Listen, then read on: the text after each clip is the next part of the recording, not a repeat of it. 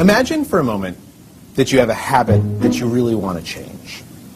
Let's say, for instance, you go up to the cafeteria every afternoon and you eat a chocolate chip cookie. This habit has caused you to gain a little bit of weight. In fact, this habit has caused you to gain exactly 8 pounds, and your wife has started making some pointed comments.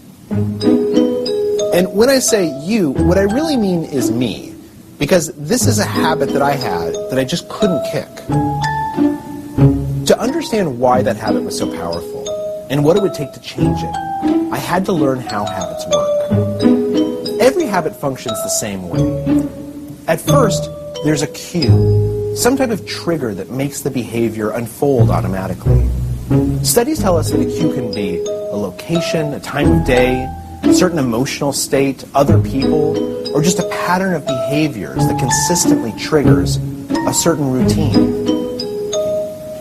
To figure out the cue for my craving, I spent a few days tracking exactly when the urge to eat a cookie hit. And what I noticed pretty soon was something interesting. The cookie craving always hit about between 3 o'clock and 3:30 in the afternoon. That was my cue. It was a certain time of day. The next part in the habit loop is the routine, the behavior itself. And for me, that was pretty easy to figure out. Every day between 3 and 3:30, I'd get this craving for a cookie. I'd get up out of my chair. I'd walk over to the elevator. I'd take the elevator up to the 14th floor. I'd get out. I'd buy a cookie, and then I would eat it while talking to my colleagues in the cafeteria. The last part of the habit loop is the reward. And in some respects, the reward is the most important part, because that's why habits exist, so that we can get the rewards that we want. But figuring out a reward is kind of tricky. To figure out what reward was driving my habit, I did a little bit of an experiment. One day when the cookie urge struck, instead of going up to the cafeteria, I went outside and I took a walk around the block. Then the next day, I went up to the cafeteria, but instead of buying a cookie, I got a candy bar and then ate it at my desk. And then the day after that, I went up to the cafeteria again, but I didn't buy anything.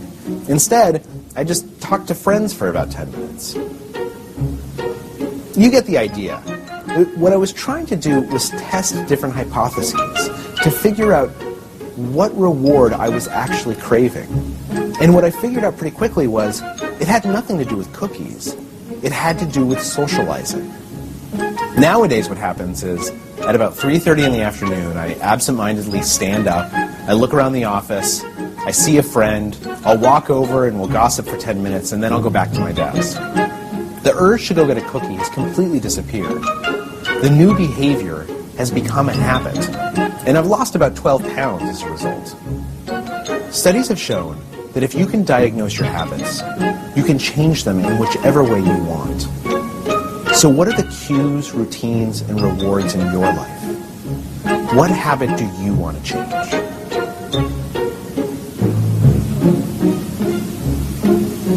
The power of habit. Why we do what we do in life and business. Learn more at thepowerofhabit.com.